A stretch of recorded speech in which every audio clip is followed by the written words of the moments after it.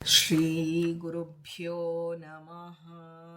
ಶಾಂತಾಕಾರಂ ಭುಜಗಶಯನಂ ಪದ್ಮನಾಭಂ ಸುರೇಶಂ ವಿಶ್ವಾಧಾರಂ ಗಗನಸದೃಶಂ ಮೇಘವರ್ಣಂ ಶುಭಾಂಗಂ ಲಕ್ಷ್ಮೀಕಾಂತಂ ಕಮಲನಯನೈ ಯೋಗಿಭಿರ್ಧ್ಯಾನಗಮ್ಯಂ ವಂದೇ ವಿಷ್ಣುಂ ಭವಭಯಹರಂ ಸರ್ವಲೋಕೈಕನಾಥಂ.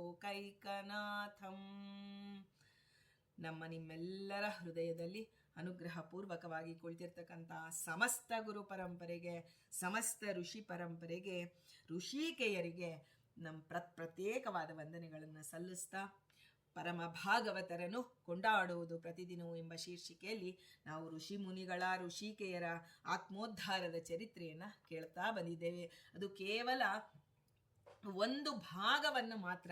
ಅವರೆಲ್ಲರಿಗೂ ಎಷ್ಟು ಆಯುಷ್ಯ ಇತ್ತು, 100 ವರ್ಷದ ಆಯುಷ್ಯದ ಸಂಪೂರ್ಣ ತಿಳುವಳಿಕೆಯನ್ನು ನಾವು ಹೊಂದಿಲ್ಲ. ಕೇವಲ ಋಷಿ ಮುನಿಗಳ ಹೆಸರನ್ನು ಹೇಳಿಯೇ ನಾವು ಇಷ್ಟು ಹೆಮ್ಮೆ ಪಡ್ತಾ ಇದ್ದೀವಿ.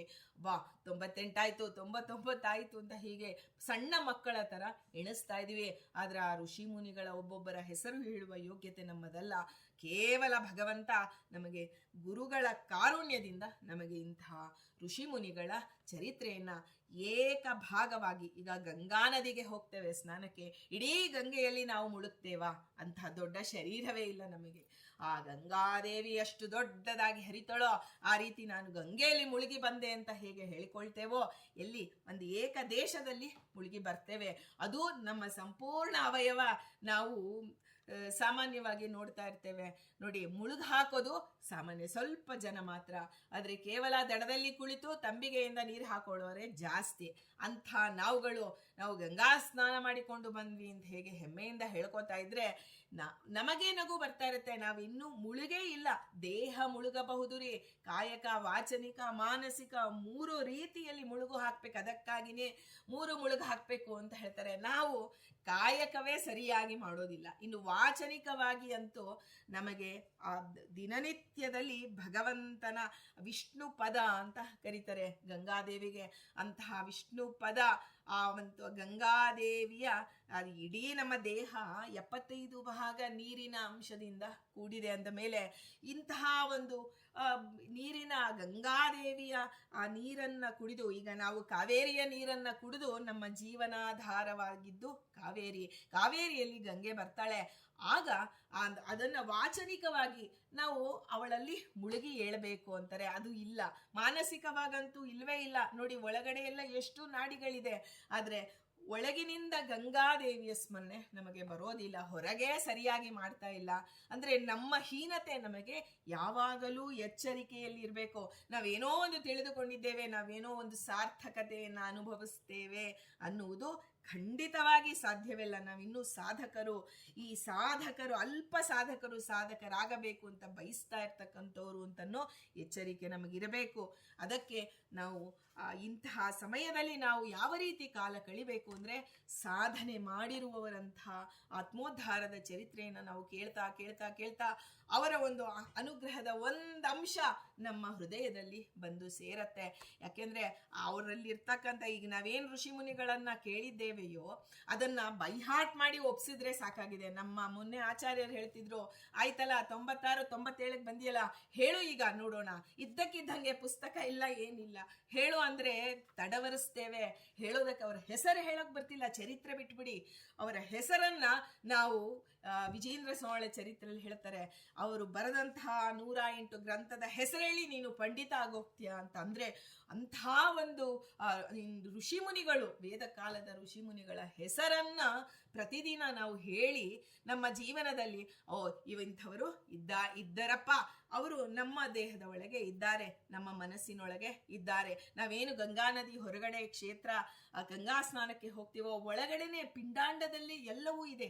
ಬ್ರಹ್ಮಾಂಡದಲ್ಲಿ ಇರೋದೆಲ್ಲವೂ ಪಿಂಡಾಂಡದಲ್ಲಿದೆ. ಆದರೆ ನಮಗೆ ಅದರ ಅನುಭವ ಬರ್ತಾ ಇಲ್ಲ. ಆ ಬರ್ದೇ ಇರೋದಕ್ಕೆ ಕಾರಣ ನಮ್ಮ ಪಾಪಗಳು. ಆ ಪಾಪಗಳ ನಿವೃತ್ತಿಯಾಗಬೇಕಾದರೆ ನಾವು ಋಷಿ ಮುನಿಗಳ ಚರಿತ್ರೆಯನ್ನು ಮನಸ್ಸಿನಲ್ಲಿ ಮನನ ಮಾಡಬೇಕು. ಕೇವಲ ಶ್ರವಣ ಮಾಡಿದರೆ ಸಾಲದು. ನೂರಾರು ರೀಸನ್ ಹೇಳ್ತೇವೆ, ಅಯ್ಯೋ ನೋಡಿ ನಮಗೆ ತುಂಬ ಕೆಲಸ ಇದೆ, ನಾ ಅಲ್ಲಿ ಹೋಗ್ಬೇಕು ಇಲ್ಲಿ ಹೋಗ್ಬೇಕು. ನಾವು ಎಲ್ಲದಕ್ಕೂ ರೀಸನ್ ಕೊಡೋದು ಕೇವಲ ದೇವನ ಹತ್ರ ಮಾತ್ರ, ಬೇರೆ ಯಾರಿಗೂ ರೀಸನ್ ಕೊಡಲ್ಲ ರೀ. ಎಷ್ಟೇ ಕಷ್ಟವಾಗಲಿ ಆ ಕಷ್ಟವನ್ನ ಪಕ್ಕಕ್ಕೆ ಸರಿಸಿ ಆ ಕೆಲಸವನ್ನ ಮಾಡ್ತಾ ಇರ್ತೇವೆ.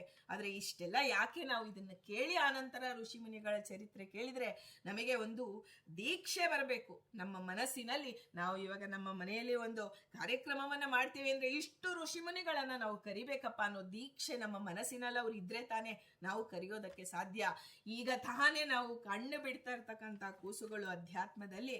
ಆದರೆ ನಾವು ಅವರ ಹೆಸರನ್ನ ತೊದಲು ನುಡಿಗಳಲ್ಲಿ ಹೇಳಿದ್ರು ಅವರು ಖಂಡಿತವಾಗಿ ನಮ್ಮ ಮೇಲೆ ಅನುಗ್ರಹದ ದೃಷ್ಟಿಯನ್ನ ಬೀರ್ತಾರೆ. ಇಷ್ಟೆಲ್ಲ ತಿಳಿದುಕೊಂಡು ಇವತ್ತಿನ ಋಷಿ ಮುನಿಗಳ ಋಷಿಕೇಯರ ಚಿಂತನೆಯನ್ನ ಮಾಡೋಣ. ಇನ್ನ ಇದು ಇವತ್ತಿನ ತಪಸ್ವಿನಿ ಸ್ವಯಂ ಪ್ರಭಾ ಅಂತ ಹೇಳಿ ಇವತ್ತಿನ ನಾವು ತಿಳ್ಕೊಳ್ತಾ ಇರ್ತಕ್ಕಂಥ ವಿಷಯ. ಅವಳು ಯಾರು? ಸ್ವಯಂ ಪ್ರಭಾ ಯಾರು ಅಂದ್ರೆ ನಮಗೆ ಬೇಕಾದಷ್ಟು ಮಹಾಭಾರತದಲ್ಲಿ ನೂರಾರು ಅನಂತ ಸಾಧಕರ ಹೆಸರು ಬರುತ್ತೆ. ಆದರೆ ಒಂದು ದಿನ ಕೇಳುವಾಗಲಾದರೂ ಅದನ್ನ ಇಡೀ ದೇಹವನ್ನ ಕಿವಿಯನ್ನಾಗಿಟ್ಟುಕೊಂಡು ಅನಂತರ ಅದನ್ನ ಕೇಳೋಣ. ಮೇರು ಸಾವರ್ಣಿ ಅನ್ನುವಂತಹ ಮನುವಿನ ಪುತ್ರಿ ಸ್ವಯಂ ಪ್ರಭಾ. ಅವಳು ಸ್ವಯಂ ಪ್ರಭಾ ಅಂತ ಹೇಳಿ ಅವಳು ಹುಟ್ಟಿದಾಗಿನಿಂದ ತಪಸ್ವಿನಿಯಾಗಿರ್ತಾಳೆ. ಮುಂದೆ ಬರುತ್ತದು ಇದು ರಾಮಾಯಣ ಕಾಲದಲ್ಲಿ ಅವಳ ಚಿಂತನೆ ಬಂದಿದೆ. ರಾಮಾಯಣದಲ್ಲಿ ಹನುಮಂತ ದೇವರು ಮೊದಲಾದಂತಹ ಕಪಿವೀರರು ದಕ್ಷಿಣ ದಿಕ್ಕಿನಲ್ಲಿ ಸೀತಾದೇವಿಯನ್ನ ದಕ್ಷಿಣ ದಿಕ್ಕಿಗೆ ಭಗವಂತನಿಗೆ ಗೊತ್ತಿದೆ, ಸರ್ವೋತ್ತಮನಾಗಿರ್ತಕ್ಕಂಥ ಭಗವಂತ ದಕ್ಷಿಣ ದಿಕ್ಕಿಗೆ ಅಲ್ಲಿ ಹನುಮಂತ ದೇವರನ್ನೇ ಕರೆದು ಅವನ ಒಂದು ಕಪಿವೀರರನ್ನ ಕೊಟ್ಟು ಕಳಿಸಿದ್ದಾನೆ ಸೀತಾದೇವಿಯ ಅನ್ವೇಷಣೆಗಾಗಿ. ಆಗ ಅವರು ಸೀತಾದೇವಿಯನ್ನ ಅನ್ವೇಷಣೆ ಮಾಡ್ತಾ ಮಾಡ್ತಾ ವಿಂಧ್ಯ ಪರ್ವತವನ್ನ ಹತ್ರ ಬಂದಿದ್ದಾರೆ. ವಿಂಧ್ಯ ಪರ್ವತದಲ್ಲಿ ಸುತ್ತಾಡ್ತಾ ಇದ್ದಾಗ ಮರಬಳ್ಳಿಗಳಿಂದ ಆವೃತವಾಗಿದ್ದಂತ ಒಂದು ಗುಹೆಯನ್ನ ನೋಡ್ತಾರೆ. ನೋಡಿದಾಗ ಎಲ್ಲ ಕಪಿವೀರರು ನೋಡ್ತಾರೆ, ಅಲ್ಲಿ ಬಿಲದ್ವಾರದಿಂದ ಕ್ರೌಂಚ, ಹಂಸ, ಸಾರಸ ಮುಂತಾದ ನೀರು ಹಕ್ಕಿಗಳೆಲ್ಲ ಹಾರಿ ಬರ್ತಾ ಇರುತ್ತೆ ಗುಹೆಯ ಒಳಗಿಂದ. ಗುಹೆ ಅಂದ್ರೆ ಸಾಮಾನ್ಯವಾಗಿ ಕತ್ತಲೆ ಇರುತ್ತೆ. ಅಂತಹ ಪಕ್ಷಿಗಳು, ನೀರು ಇರುವ ಕಡೆ ಮಾತ್ರ ಇರುವಂತಹ ಪಕ್ಷಿಗಳು ನೋಡಿ ಎಷ್ಟು ನಾವ್ ಹೇಳ್ತೀವಿ ಕಾಮನ್ ಸೆನ್ಸ್ ಅಂತ ಹೇಳ್ತೀವಲ್ಲ, ನೀರು ಇರ್ತಕ್ಕಂಥ ಪಕ್ಷಿಗಳು ಗುಹೆಯಿಂದ ಹಾರ್ ಬರ್ತಾ ಇದೆ ಅಂದ್ರೆ ಬಾಯಾರಿಕೆ ಆಗೋಗಿದೆ ಕಪಿಗಳಿಗೆಲ್ಲ. ಹನುಮಂತ ದೇವರಂತೂ ರಾಮ ಕಾರ್ಯವಾಗುವವರೆಗೂ ನಾನು ಒಂದು ಹನಿ ನೀರನ್ನ ತೆಗೆದುಕೊಳ್ಳೋದಿಲ್ಲ ಅಂತ ಅವರು ಪ್ರತಿಜ್ಞೆ ಮಾಡಿದರೆ ಅದು ಅವರ ಯೋಗ್ಯತಾ. ಆದ್ರೆ ಬೇರೆ ಎಲ್ಲ ಕಪಿವೀರರಿಗೆ ಹಸಿವು ಬಾಯಾರಿಕೆಗಳಾಗೋಗಿದೆ. ಆಗ ಬಹಳ ಬಳಲಿದ್ದಾರೆ ಎಲ್ಲ ಕಪಿಗಳು. ಆ ಬಿಲವನ್ನ ನೋಡ್ತಾರೆ, ಎಲ್ಲ ಪಕ್ಷಿಗಳು ಹಾರಿ ಬರ್ತಿರುತ್ತೆ. ಓಹೋ, ಈ ಬಿಲದಲ್ಲಿ ನೀರು ಇರಬಹುದು ಅಂತ ಹೇಳಿ ಚಿಂತನೆ ಮಾಡ್ತಾ ಅವರು ಆ ಬಿಲ ಒಳಗೆ ಹೋಗ್ಬೇಕು ಅಂತ ನೋಡ್ತಾರೆ. ಬಿಲದೊಳಗೆ ಬಹಳ ಕತ್ತಲೆ, ಘೋರವಾದಂತಹ ಕತ್ತಲೆ ಇದೆ. ಆದರೆ ಹಸಿವು ಬಾಯಾರಿಕೆಗಳು ಅದಕ್ಕಿಂತ ಘೋರವಾಗಿದೆ ನೋಡಿ. ನಮ್ಮ ಒಂದು ಯಾವಾಗ ನಮಗೆ ಆ ಪುಷ್ ಬರುತ್ತೆ ಅಂದ್ರೆ ಹಸಿವು ಬಾಯಾರಿಕೆಗಳು ಆ ಒಂದು ಕತ್ತಲಿಗಿನ್ನ ಜಾಸ್ತಿ ಆದಂತಹ ಫೋರ್ಸ್ ಇತ್ತು ಅಂದ್ರೆ ಎಂತಹ ಕೆಲಸವನ್ನ ಮಾಡಕ್ ಬೇಕಾದ್ರೂ ರೆಡಿಯಾಗಿ ಹೋಗ್ತೇವೆ. ಆಗ ಅವರು ಹನುಮಂತ ದೇವರು ಹೇಳ್ತಾರೆ, ನಿಮಗೆಲ್ಲ ಆಯಾಸವಾಗಿದೆ ಬನ್ನಿ. ಆಗ ಧೈರ್ಯವನ್ನ ತುಂಬ್ತಾರೆ ಹನುಮಂತ ದೇವರು, ಏನೂ ಆಗೋದಿಲ್ಲ ಬನ್ನಿ ಅಂತ ಹೇಳಿ ಮುಂದೆ ಹನುಮಂತ, ಹಿಂದೆ ಹನುಮಂತನನ್ನ ಹಿಡಿದುಕೊಂಡು ಹನುಮಂತನ ವಸ್ತ್ರವನ್ನ ಹಿಡಿದುಕೊಂಡು ಎಲ್ಲ ಕಪಿವೀರರು ಆ ಒಂದು ಗುಹೆ ಒಳಗೆ ಬಿಲದೊಳಗೆ ಹೋಗ್ತಾರೆ. ಆಗ ಅದು ಎಂಥದ್ದು, ಈ ಕಣ್ಣುಗಳು ಈ ಕಣ್ಣುಗಳು ಅಲ್ಲಿ ಉಪಯೋಗಕ್ಕೆ ಬಂದಿಲ್ಲ. ಯಾಕೆಂದ್ರೆ ಆ ಕಣ್ಣಿನಲ್ಲಿ ಸಾಮಾನ್ಯವಾಗಿ ನಾವು ಕತ್ತಲೆಯಿಂದ ಹೊರಗೆ, ಬೆಳಕಿನಿಂದ ಕತ್ತಲೆಗೆ ಹೋದ್ವಿ ಅಂದ್ರೆ ಅಲ್ಲಿ ಸ್ವಲ್ಪ ಹೊತ್ತು ಕಾಣೋದಿಲ್ಲ, ಆಮೇಲೆ ನಮಗೆ ಅಲ್ಪವಾಗಿ ಬ್ಲರ್ ಆಗಿ ಕಾಣಕ್ ಶುರುವಾಗತ್ತೆ. ಆದರೆ ಈ ಗುಹೆಯಲ್ಲಿ ಸಂಪೂರ್ಣ ಗಾಢಾಂಧಕಾರದ ಕತ್ತಲು ಇದೆ. ಹನುಮಂತ ದೇವರ ಕೈ ಹಿಡಿದು ಒಬ್ಬೊಬ್ಬರು ಅವರನ್ನ ಕೈ ಹಿಡಿದು ಹಿಡಿದು ಹಿಡಿದು ಒಂದು ಸಾಲ ಆಗಿ ಅವರನ್ನ ಅನುಸರಿಸ್ತಾ ಹೋಗ್ತಾರೆ. ಆಗ ಅಲ್ಲಿ ಮುಂದೆ ಹೋದಾಗ ಒಂದು ಯೋಜನದಷ್ಟು ಆ ಗುಹೆಯೊಳಗೆ ಸಾಗಿದ ಮೇಲೆ ಅವರಿಗೆ ಬೆಳಕು ಗೋಚರಿಸುತ್ತೆ. ಅಲ್ಲಿ ವಿಧ ವಿಧವಾದಂತಹ ವೃಕ್ಷಗಳಿಂದ ಆವೃತವಾದಂತಹ ಆ ಪ್ರದೇಶದಲ್ಲಿ ತಿಳಿಯಾದ ನೀರಿರುವಂತಹ ಪದ್ಮ ಸರೋವರ ಅವರಿಗೆ ಗೋಚರಿಸತ್ತೆ. ಅಂದ್ರೆ ಪದ್ಮಗಳು ಇರುವಂತಹ ಸರೋವರ, ರುಚಿಯಾದ ಖಾದ್ಯ ವಸ್ತುಗಳು, ಫಲಮೂಲಗಳು ಎಲ್ಲವೂ ಇರತ್ತಲ್ಲಿ. ಆಗ ವಾನರರು ಅದನ್ನ ನೋಡ್ತಾ ಇರ್ತಾರೆ. ಅಲ್ಲಿ ಅವಳು ಪಕ್ಕದಲ್ಲಿ ಒಬ್ಬ ತಪಸ್ವಿನಿ ಕೂತಿರ್ತಾಳೆ. ಅವಳು ನಾರು ವಸ್ತ್ರಗಳಿಂದ ಶೋಭಿತಳಾಗಿರ್ತಾಳೆ. ನಿಯಮ ಪೂರ್ವಕವಾಗಿ ತಪಸ್ಸು ಮಾಡಿ ಅವಳು ಆ ಕಾಂತಿಯಿಂದ ಶೋಭಿಸ್ತಾ ಇರ್ತಾಳೆ. ಅದನ್ನು ತೇಜೋಮೂರ್ತಿಯಂತೆ ಕೂತಿರ್ತಾಳೆ. ಇದು ಒಂದು ವಿಗ್ರಹವ ಅಥವಾ ಒಂದು ಆಕೃತಿಯ ಅನ್ನುವುದೇ ಗೊತ್ತಾಗಲ್ಲ, ಅಂಥ ತೇಜಸ್ಸು ಅವಳಿಂದ ಹೊರಹೊಮ್ತಾ ಇರುತ್ತೆ. ಆಗ ಕಪಿವೀರರೆಲ್ಲ ದೂರದಲ್ಲಿ ಸ್ತಬ್ಧರಾಗಿ ನಿಂತು ಬಿಡ್ತಾರೆ. ಆಯ್ತು, ಇನ್ನು ಎಲ್ಲೋ ಬಂದಿದೀವಿ, ಬೆಳಕು ಇದೆ, ನೀರು ಇದೆ, ಆಹಾರ ಇದೆ, ಆದ್ರೆ ತಪಸ್ವಿನಿ ಇದ್ದಾಳೆ, ಅವಳನ್ನ ಮೀರಿ ನಾವು ಹೋಗೋದಕ್ಕಾಗೋದಿಲ್ಲ ಅಂತ ಹೇಳಿ ಆಗ ಹನುಮಂತ ದೇವರು ಮುಂದೆ ಬರ್ತಾರೆ. ಬಂದು ಆ ಸ್ತ್ರೀಗೆ ವಂದನೆ ಮಾಡ್ತಾರೆ. ನಾವು ಎಂದಾದರೂ ಯಾರಿಗಾದರೂ ಒಂದು ನಮಸ್ಕಾರ ಮಾಡ್ತೇವೆ ಅಂದ್ರೆ ಅದು ಹನುಮಂತ ದೇವರು ನಮಗೆ ತೋರಿಸಿಕೊಟ್ಟಿದ್ದು. ಇವರಿಗೆ ಅವರಿಗೆ ಅಲ್ಲ, ಭಗವಂತನ ಸಣ್ಣ ಭಕ್ತರಿರ್ಬೋದು, ಅವರಿಗೂ ನಮಸ್ಕಾರ ಮಾಡ್ತಾರೆ ಜೀವೋತ್ತಮರಾದಂತ ಹನುಮಂತ ದೇವರು. ನಮಗೆ ಚಿಕ್ಕ ವಯಸ್ಸಲ್ಲಿ ಹೇಳ್ತಿದ್ರು, ನಾನು ಕೈ ಮುಗಿಬೇಕಪ್ಪ ಅಂದ್ರೆ ನೀನು ನನಗೆ ಹೇಳ್ಕೊಡ್ತೀಯಾ, ನಿನಗೆ ಯಾರು ಹೇಳ್ಕೊಟ್ರು ಅಂತ ಹೇಳ್ತಾ ನಾನು ಪ್ರಶ್ನೆ ಕೇಳ್ತಿದ್ದೆ ನಮ್ಮ ತಂದೆನ. ಅವ್ರು ಹೇಳಿದ್ರು ನಮ್ಮ ತಂದೆ ಹೇಳ್ಕೊಟ್ರು, ಅವ್ರಿಗೆ ಯಾರು ಕೊನೆಗೆ ಫಸ್ಟ್ ಹೇಳ್ಕೊಟ್ಟಿದ್ ಯಾರು ಹೇಳಪ್ಪ ಅಂತಂದ್ರೆ, ನೋಡಮ್ಮ ಬಾಯಿಲಿ ಹನುಮಂತ ದೇವರ ಗಂಟೆಯನ್ನ ತೋರಿಸಿ ಹೇಳೋರು ನಮ್ಮಪ್ಪ. ಹನುಮಂತ ದೇವರೇ ಎಲ್ಲರಿಗೂ ಹೇಳಿಕೊಡೋದು. ಅವ್ರನ್ನ ನೋಡಿದ ತಕ್ಷಣ, ಅದಕ್ಕೆ ದೇವರ ಮನೆಯನ್ನ ಸದಾ ಬಾಗಿಲು ಹಾಕಿ ಇಟ್ಕೊಳ್ತೇವೆ, ಆದ್ರೆ ಹನುಮಂತ ದೇವರ ಚಿಂತನೆ ಬಂದರೆ ಕೈ ಮುಗಿಬೇಕಂತೆ. ಅಂದ್ರೆ ಮೊದಲು ದಾಸೋಹಂ ಕೌಸಲೇಂದ್ರಸ್ಯ ಅಂತ ಕೇವಲ ಬಾಯಿ ಮಾತಿನಲ್ಲಿ ಹೇಳಿಲ್ಲ ಹನುಮಂತ ದೇವರು. ಪ್ರತಿಯೊಬ್ಬರಲ್ಲೂ ರಾಮನನ್ನ ಕಾಣುವಂಥವರು ಕೈ ಮುಗಿತಾರೆ. ಮುಗಿದು, ಅಮ್ಮ ದೇವಿ ನೀನ್ ಯಾರು, ಈ ಎಲ್ಲ ಉತ್ತಮವಾದಂತಹ ವಸ್ತುಗಳು ಯಾರಿಗೆ ಸೇರಿದ್ದು, ನೀನ್ ಇಲ್ಲಿ ಏನು ಮಾಡ್ತಾ ಇದೀಯಾ ಅಂತ ಕೇಳಿದಾಗ ಆ ಕಪಿಗಳೆಲ್ಲ ಹೇಳ್ತಾರೆ, ಅಮ್ಮ ನಾವೆಲ್ಲ ಹಸಿ ಬಾಯಾರಿಕೆಗಳಿಂದ ಬಳಲಿದ್ದೇವೆ, ಆದ್ರೆ ಬಹಳ ಕಷ್ಟಪಟ್ಟು ಈ ಗುಹೆಯನ್ನ ಪ್ರವೇಶ ಮಾಡಿದ್ವಿ, ಆದ್ರೆ ನಮ್ದು ತಪ್ಪಾಯ್ತೋ ಏನೋ ಕ್ಷಮಾ ಮಾಡು ಅಂತ ಕೇಳ್ತಾರೆ ತಪಸ್ವಿನಿಯನ್ನ. ಇವರೆಲ್ಲ ಕಪಿಗಳು ಬೇಡಿಕೊಳ್ತಾರೆ. ಆಗ ಆ ಗುಹೆಯಲ್ಲಿ ಒಂದು ಕಾಣ್ತಾ ಇರ್ತಕ್ಕಂಥ ಕಾಂಚನಮಯವಾದಂತಹ ಭವನ, ಪುಣ್ಯವೃಕ್ಷ ಎಲ್ಲವೂ ಇತ್ತ. ನಿನ್ನ ತಪಸ್ಸಿನ ಪ್ರಭಾವದಿಂದ ಉಂಟಾಗಿರಬಹುದೋ ಏನೋ ಅಂತ ಹೇಳಿ ಕಪಿಗಳು ಹೇಳ್ತಾರೆ. ಆಗ ಅಲ್ಲಿ ಅವರು ಮತ್ತು ಇನ್ನೂ ಒಂದು ಮಾತು ಕೇಳ್ತಾರೆ, ಹೇ ಧರ್ಮಚಾರಿಣಿ, ಅಂದ್ರೆ ಧರ್ಮದಲ್ಲಿ ತಪಸ್ಸನ್ನ ಮಾಡ್ತಿರ್ತಕ್ಕಂಥ ನೀನು ಯಾರು, ನಿನ್ನ ತಪ ಪ್ರಭಾವವನ್ನ ನಮಗೆಲ್ಲ ತಿಳಿಸಿಕೊಡು ಅಂತ ಹೇಳಿ ಕಪಿವೀರರು ಕೇಳಿದಾಗ ಆ ತಪಸ್ವಿನಿ ಮಾತನಾಡ್ತಾಳೆ. ಹನುಮಂತ ದೇವರಿಗೆ ವಂದನೆ ಮಾಡ್ತಾ ಮಾತನಾಡ್ತಾಳೆ, ನಾನು ಮಯನೆಂಬ ಒಬ್ಬ ದಾನವೋತ್ತಮ ಇಲ್ಲಿ ಇದ್ದ, ಆ ಮಹಾ ತೇಜಸ್ವಿ ಮಾಯಾವಿಯೂ ಆಗಿದ್ದ. ಮಯಾಸುರ ಅಂತ ಕರಿತೀವಿ ನೋಡಿ, ಆ ಮಯಾಸುರ ಅವನು ಮಹಾ ತೇಜಸ್ವಿಯಾಗಿದ್ದ, ಮಾಯಾವಿಯಾಗಿದ್ದ. ಅವನು ತನ್ನ ಶಕ್ತಿಯಿಂದ ಗುಹೆಯಲ್ಲಿ ಕಾಂಚನ ವನವನ್ನ ನಿರ್ಮಿಸಿದ್ದಾನೆ. ಅವನು ಯಾರು ಮಯ ಅಂತಂದ್ರೆ ನಮಗೆ ಗೊತ್ತಿಲ್ಲ, ದೇವ ಲೋಕದ ಶಿಲ್ಪಿ ಗೊತ್ತು ನಮಗೆ, ವಿಶ್ವಕರ್ಮ ಅಂತ ಹೇಳಿಬಿಡ್ತೇವೆ. ಆದ್ರೆ ಅಸುರರ ಶಿಲ್ಪಿ ಯಾರು ಅಂದ್ರೆ ಮಯಾಸುರ. ಆ ಮಯಾಸುರ ದಾನವ ಶ್ರೇಷ್ಠರ ಶಿಲ್ಪಿಯಾಗಿದ್ದ. ಮಹಾರಣ್ಯದಲ್ಲಿ 1000 ವರ್ಷಗಳವರೆಗೆ ತಪಸ್ಸನ್ನ ಆಚರಣೆ ಮಾಡಿ ಸಕಲ ಶಿಲ್ಪಶಾಸ್ತ್ರವು ತನಗೆ ಅಧೀನವಾಗಬೇಕು ಅಂತ ಹೇಳಿ ಬ್ರಹ್ಮದೇವರಿಂದ ವರವನ್ನ ಪಡೆದಿದ್ದ. ನೋಡಿ, ಅಸುರರೂ ತಪಸ್ಸು ಮಾಡಿ ಬ್ರಹ್ಮದೇವರನ್ನ ಒಲಿಸ್ತಾರೆ ಅಂದಮೇಲೆ ನಾವು ತಪ ಆಲೋಚನೆ ಅಂತ ಒಂದು ಧಾತು ಇಟ್ಕೊಂಡು ದೇವನ ಬಗ್ಗೆ ಆಲೋಚನೆ ಮಾಡೋದಕ್ಕೂ ಹಿಂಜರಿತಿರ್ತೀವಿ. ಅಯ್ಯೋ ನಮಗೆ ಸಮಯ ಇಲ್ಲ. ಜೀವ ಜಡಗಳಲ್ಲಿ ಮುಳುಗಿ ಹೋಗ್ತೇವಲ್ಲ, ಸಮಯ ದೇವ ಕೊಟ್ಟಂತಹ ಸಮಯ, ಸಾಧನೆಗಾಗಿ ಕೊಟ್ಟ ಸಮಯವನ್ನ ನೀನು ಅನ್ಯರಿಗಾಗಿ ಉಪಯೋಗಿಸ್ತಿದ್ಯಾ, ಕೇವಲ ಯಶಸ್ಸು ಕೀರ್ತಿಗಾಗಿ ಜೀವ ಜಡಗಳಲ್ಲಿ ಮುಳುಗಿ ಹೋಗ್ತೀವಿ ಅಂತಂದ್ರೆ ಅವರಿಗಿನ್ನ ನಾವು ಹೀನಾಯವಾಗಿರ್ತೇವೆ. ಹೀಗೆ ಆ ಬ್ರಹ್ಮನಿಂದ ವರವನ್ನು ಪಡೆದಂತಹ ಆ ಒಂದು ದಾನವಾಸುರ ಮಯಾಸುರ, ಅವನ ಪತ್ನಿ ಹೇಮಾ ಅಂತ ಹೇಳಿ, ದಾನವನ ಪತ್ನಿಯ ಹೆಸರು ಹೇಮ, ಅವಳೊಬ್ಳು ಅಪ್ಸರೆಯಾಗಿರ್ತಾಳೆ. ಇಂಥ ಉತ್ತಮವನ ಆ ಅಪ್ಸರೆಗೆ ಸೇರಿದ್ದು, ಅಂದ್ರೆ ಹೇಮಾಳಿಗೆ ಸೇರಿದ್ದು ಅಂತ ಹೇಳಿ ಕಾಂಚನಮಯವಾದಂತಹ ಆ ವನದ ಇತಿಹಾಸವನ್ನ ಹೇಳ್ತಾಳೆ. ಆಮೇಲೆ ತಾನು ತನ್ನ ಪರಿಚಯವನ್ನ ಮಾಡಿಕೊಳ್ತಾಳೆ. ಇದು ನಾನು ಮೇರು ಸಾವರ್ಣಿ ಎಂಬ ಮನುವಿನ ಪುತ್ರಿ, ನನ್ನ ಹೆಸರು ಸ್ವಯಂ ಪ್ರಭೆ ಅಂತ ಹೇಳಿ ಅವಳು ತಿಳಿಸಿಕೊಡ್ತಾಳೆ. ಭಾರತೀಯವರೇ ಮ್ಯೂಟ್ ಮಾಡ್ಕೋಬೋದಾ? ಹೀಗೆ ಹೇಮಾ ನನ್ನ ನೆಚ್ಚಿನ ಗೆಳತಿಯಾಗಿದ್ದಾಳೆ, ಅದಕ್ಕಾಗಿ ನಾನು ಅವಳಿಗಾಗಿ ಈ ವನವನ್ನು ರಕ್ಷಣೆ ಮಾಡ್ತಾ ತಪಸ್ಸಿನಲ್ಲಿ ನಾನು ಇಲ್ಲಿ ನಿರತಳಾಗಿದ್ದೇನೆ ಅಂತ ಹೇಳ್ತಾಳೆ. ಆಗ ಸ್ವಯಂ ಪ್ರಭೆ ಎಲ್ಲ ಹನುಮದಾದಿ ಕಪಿಗಳಿಗೆ ನಿಮ್ಮ ವೃತ್ತಾಂತವೇನು, ನೀವು ಯಾರು ಅಂತ ಹೇಳಿ ಕೇಳ್ತಾಳೆ. ಆಗ ಅದಕ್ಕೆ ಮೊದಲು ಬನ್ನಿ ಅಂತ ಹೇಳಿ ಆ ಎಲ್ಲ ವಾನರರಿಗೂ ಫಲಮೂಲಗಳು, ಕುಡಿಯಲು ನೀರು ಎಲ್ಲ ಕೊಟ್ಟು ಆತಿಥ್ಯವನ್ನ ಮಾಡ್ತಾಳೆ.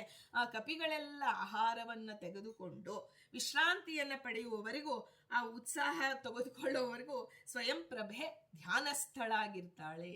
ನೋಡಿ, ಇದ್ರ ನಾವು ಸ್ವಯಂ ಪ್ರಭೆಯಿಂದ ಏನು ಕಲಿಬೇಕು? ಯಾರಿಗಾದ್ರೂ ಏನಾದ್ರೂ ಕೊಡ್ಬೇಕಾದ್ರೆ ನಮ್ಮ ಮನಸ್ಸು ಆ ದೇವನಲ್ಲಿ ಒಂದೊಂದು ಕ್ಷಣ ಕಾಲ ನಮಗೆ ಸಿಕ್ಕರೋ ಅದು ದೇವನಲ್ಲಿ ಹೋಗ್ಬೇಕು. ಹಾಗಲ್ಲ, ನಮಗೇನು ಯಾವ್ದಾದ್ರು ಸ್ವಲ್ಪ ಸಮಯ ಸಿಕ್ಕರು ಸಾಕು, ಮನಸ್ಸಿನಲ್ಲಿ ನಾನು ಏನನ್ನು ಮಾಡಬೇಕು, ಹೇಗೆ ಧನ ಸಂಪಾದನೆ ಮಾಡಬೇಕು, ಇಟ್ಟಿದ್ದನ್ನ ಹೇಗೆ ದ್ವಿಗುಣಗೊಳಿಸ್ಬೇಕು, ಈ ರೀತಿಯಾದ ಜೀವ ಜಡಗಳ ಬಗ್ಗೆ ಚಿಂತನೆ ಬರ್ತಿದೆ. ಆದರೆ ಸ್ವಯಂ ಪ್ರಭೆ ಇವರು ಆಹಾರ ಸ್ವೀಕಾರ ಮಾಡಿ ಸುಧಾರಿಸಿಕೊಳ್ಳುವವರೆಗೂ ಧ್ಯಾನಸ್ಥಳ ಆಗಿದ್ದಳು ಅಂತ ಹೇಳಿ ಅವಳ ವಾಲ್ಮೀಕಿಗಳು ಹೇಳ್ತಾರೆ. ಆ ಸ್ವಯಂ ಪ್ರಭೆಯನ್ನ ನಾವು ನೋಡಿ, ಮೇರು ಸಾವರ್ಣಿಯ ಮನುವಿನ ಪುತ್ರಿಯಾಗಿದ್ದಾಳೆ. ಅವಳ ಹೆಸರನ್ನ ಹೇಳಿದ್ರೆ ಆ ಮನುವಿನ ಅನುಗ್ರಹ ನಮಗಾಗತ್ತೆ. ಈ ಜೀವನದಲ್ಲಿ ನಾವು ಒಬ್ಬ ರಾಜಕಾರಣಿಯ ಪರಿಚಯ ಇದ್ರೇನೆ ನಾವು ನೋಡಿ, ನನಗೆ ಅವ್ರ ಪರಿಚಯ ಇದ್ದಾರೆ, ಏನ್ ಕೆಲಸ ಬೇಕು ಹೇಳ್ರಿ, ನಾನು ಮಾಡಿಸಿಕೊಡ್ತೇನೆ. ಕೇವಲ 5 ವರ್ಷಗಳಿರೋ ರಾಜಕಾರಣಿಗಳನ್ನೇ ನೀನು ಇಷ್ಟು ತಲೆ ಮೇಲೆ ಕೂಡಿಸ್ತೀಯ, ಅವರು ಸಾಧನೆಯಲ್ಲಿ ಅತ್ಯಂತ ಉತ್ತಮ ಮಟ್ಟದಲ್ಲಿರೋರು.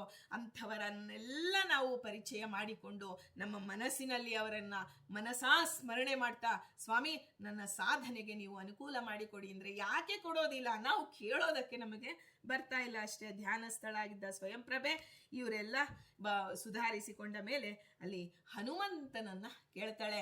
ಹನುಮಂತ ದೇವರೇ, ನೀವು ನನಗೆ ರಾಮನ ವರ್ಣನೆಯನ್ನ ಮಾಡಿ. ಸ್ವಯಂ ಪ್ರಭೆ ನೋಡಿ, ಎಲ್ಲೋ ಮೂಲೆಯಲ್ಲಿ ಮಯಾಸುರನ ಆ ಪಟ್ಟಣ ಒಳಗಡೆ ಅವನು ಶಿಲ್ಪಿ, ಅವನು ನಿರ್ಮಿಸಿದ್ದ ಗುಹೆಯಲ್ಲಿ ಕೂತು ರಾಮನ ವರ್ಣನೆ, ಭಗವಂತ 14 ಲೋಕಗಳಲ್ಲಿ ರಾಮಚಂದ್ರನ ವರ್ಣನೆಯನ್ನ ಮಾಡ್ತಕ್ಕಂಥ ಹನುಮಂತ ದೇವರು ಆ ಸ್ವಯಂ ಪ್ರಭೆಗೆ ಶ್ರೀರಾಮನನ್ನ ವರ್ಣನೆ ಮಾಡ್ತಾರೆ. ಅವಳು ಹೇಳ್ತಾಳೆ, ನನ್ನ ತಪಸ್ಸು ಇಂದಿಗೆ ಸಿದ್ಧಿಯಾಯಿತು. ಜೀವೋತ್ತಮರಾದಂತಹ ಹನುಮಂತ ದೇವರು ಕಾಣಿಸಿಕೊಂಡಿದ್ದಾರೆ ಅಂದಮೇಲೆ ನನ್ನ ತಪಸ್ಸಿಗೆ ಒಂದು ರೀತಿಯ ಮುದ್ರೆ ಬಿತ್ತು ಅಂತ ಹೇಳಿ ಬಹಳ ಸಂತೋಷದಿಂದ ಆ ಕಪಿಗಳನ್ನ ಕೇಳ್ತಾಳೆ. ಕಪಿಗಳೆಲ್ಲ ಹೇಳ್ತಾರೆ ನೋಡಿ, ಎಷ್ಟು ಇದು ಅಂದ್ರೆ ಹನುಮಂತ ದೇವರು ಯಥಾರ್ಥವಾಗಿ ಹೇಳ್ತಿದ್ರೆ ಕಪಿಗಳು ಹೇಳ್ತಾರೆ, ರಾಮ ಸೀತೆಯನ್ನ ಕಳೆದುಕೊಂಡ. ಅಲ್ಲ, ರಾಮನೊಳಗೆ ಲಕ್ಷ್ಮೀನಾರಾಯಣರಿಗೆ ವಿಯೋಗವೇ ಇಲ್ಲ. ಆದರೆ ಅವಿಯೋಗಿಗಳಾದಂತಹ ಲಕ್ಷ್ಮೀನಾರಾಯಣರು ಕೇವಲ ಆ ರಾಮ ಜೀವೋತ್ತಮರಿಗೆ ಮಾತ್ರ ಆ ರೀತಿಯ ಉಪಾಸನೆಗೆ ಅರ್ಹರು. ಸಾಮಾನ್ಯವಾಗಿ ಕಲಿಪ್ರವೇಶ ಇರ್ತಕ್ಕಂಥ ಎಲ್ಲರಿಗೂ ಸೀತೆಯನ್ನ ಕಳೆದುಕೊಂಡು ರಾಮ ಹುಡುಕುತ್ತಾ ಇದ್ದಾನೆ. ಆದ್ರೆ ಅಲ್ಲಿ ಸುಮಧ್ವವಿಜಯದಲ್ಲಿ ಬರುತ್ತೆ, ಅಲ್ಲಿ ಸೀತೆಯನ್ನ ಸಹಿತರಾದಂತಹ ರಾಮದೇವರಿಗೆ ಹನುಮಂತ ದೇವರು ನಮಸ್ಕಾರ ಮಾಡಿದರು. ಸೀತೆ ಎಲ್ಲೂ ಹೋಗೇ ಇಲ್ಲ, ಆದರೆ ಜಗತ್ತಿನ ಕಣ್ಣಿಗೆ ಕಾಣಿಲ್ಲ ಅಷ್ಟೇ. ಹೀಗೆ ಸುಗ್ರೀವನ ಆಜ್ಞೆಯಿಂದ ನಾವು ಸೀತಾದೇವಿಯನ್ನು ಹುಡುಕ್ತಾ ಬಂದಿದ್ದೇವೆ. ಆಗ ನಮಗೆ ಹಸಿವು ಬಾಯಾರಿಕೆಗಳಾಯಿತು, ಈ ಗುಹೆಗೆ ಬಂದ್ವಿ ಅಂತ ಹೇಳಿದಾಗ ನೀನು ನಮ್ಮನ್ನೆಲ್ಲ ಆಧರಿಸಿದ್ಯಾ ತಾಯಿ, ನಾವೆಲ್ಲರೂ ನಿಮಗೆ ಕೃತಜ್ಞರಾಗಿದ್ದೇವೆ. ಏನಾದರೂ ಪ್ರತ್ಯುಪಕಾರವೇನಾದರೂ ಮಾಡಬೇಕಾ?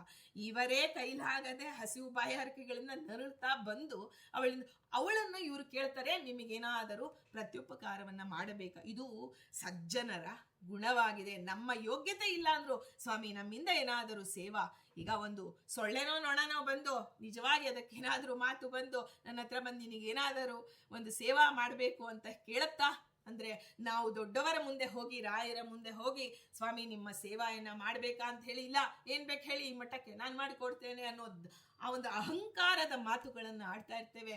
ಆದ್ರೆ ಕಪಿಗಳೆಲ್ಲ ಸೇರಿ ಸ್ವಯಂ ಪ್ರಭೆಗೆ ಹೇಳ್ತಾರೆ, ನಮ್ಮಿಂದ ಏನಾದರೂ ಪ್ರತ್ಯುಪಕಾರವಾಗಬೇಕಾ? ಕೇವಲ ಇದು ಸಣ್ಣದೇ ಆದಂತಹ ಪ್ರಸಂಗ ಇರಬಹುದು, ಆದರೆ ಅದರಿಂದ ನಾವು ಕಲಿಯಬೇಕಾದದ್ದು ಬಹಳ ಇದೆ. ಹೀಗೆ ಆಗ ಸ್ವಯಂ ಪ್ರಭೆ ಅವಳನ್ನು ಹೇಳ್ತಾರೆ, ಅಪ್ಪ ಪುಣ್ಯಾತ್ಮರಾದಂತಹ ನೀವೆಲ್ಲರೂ ರಾಮದೇವನ ಬಗ್ಗೆ, ರಾಮ ಸೀತೆಯರ ಬಗ್ಗೆ ಹೇಳಿದ್ರಲ್ಲ, ಇದೇ ನೀವು ನನಗೆ ಮಾಡಿದಂತಹ ಪ್ರತ್ಯುಪಕಾರ. ಅತ್ಯಂತ ನನ್ನ ಉಪಕಾರಕ್ಕಿಂತ ಕೋಟಿ ಪಟ್ಟು ಮಿಗಿಲಾಗಿದೆ. ಹನುಮಂತ ದೇವರಿಂದ ರಾಮನ ವರ್ಣನೆಯನ್ನ ನಾನು ಕೇಳಿದ್ದೇನೆ ಅಂದ ಮೇಲೆ ಇದಕ್ಕಿಂತ ಪ್ರತ್ಯುಪಕಾರ ಜನ್ಮದಲ್ಲಿ ಯಾರು ಮಾಡೋದಕ್ಕೆ ಸಾಧ್ಯ ಇಲ್ಲ. ಅಷ್ಟೆಲ್ಲ ಮಾಡಿಬಿಟ್ಟಿದ್ದೀರಾ, ನಾನು ಸಂತುಷ್ಟನಾಗಿದ್ದೇನೆ. ಧರ್ಮ ಮಾರ್ಗದಲ್ಲೇ ಇರ್ತಾ ತಪಸ್ಸನ್ನ ಆಚರಿಸ್ತಕ್ಕಂಥ ನನಗೆ ಯಾವ ಲೌಕಿಕ ಜೀವ ಜಡಗಳು ನನಗೆ ಬೇಡ. ನೋಡಿ, ಅಷ್ಟು ಹೇಳೋದಕ್ಕೆ ಅಂತಹ ಸಾಧನೆ ಸ್ವಯಂ ಪ್ರಭೆ ಮಾಡಿದ್ರಿಂದಲೇ ಹನುಮಂತ ದೇವರು ಅವಳಿಗೆ ತಾವೇ ಹೋಗಿ ದರ್ಶನ ಕೊಟ್ಟಿದ್ದು ಹೋಯಿತು ಅಂತ ನಾವು ತಿಳಿಬೇಕು. ಆಗ ಹನುಮಂತ ದೇವರು ಹೇಳ್ತಾರೆ, ಅಮ್ಮ ನಾವು ಈ ಗಡುವು ಮುಗಿದು ಹೋಗಿದೆ, ಈ ಬಿಲದಿಂದ ಹೇಗೆ ಪಾರಾಗುವುದು? ಯಾಕಂದ್ರೆ ಒಳಗೆ ಬರಬೇಕಾದ್ರೆ ಹನುಮಂತ ದೇವರ ಕೈ ಇಟ್ಕೊಂಡು ಬಂದ್ರು, ಆದರೆ ಹೋಗುವಾಗ ಹನುಮಂತ ದೇವರು ಸ್ವಯಂ ಪ್ರಭೆಗೆ ಒಂದು ಸೇವೆಗೆ ಅವಕಾಶವನ್ನ ಕೊಡ್ತಾರೆ. ಸುಮ್ಮನೆ ನಿಂತ್ಕೊಂತಾರೆ. ಕಪಿವೀರರೆಲ್ಲ ಹೇಳ್ತಾರೆ, ಅಮ್ಮ ಹೊರಗೆ ಹೇಗೆ ಹೋಗೋದು? ಮತ್ತೆ ಸಮಯ ಮೀರಿದೆ, ಈಗ ಹಸಿವಾದಾಗ ಏನೂ ನೆನಪಾಗಿಲ್ಲ ಅವರಿಗೆ.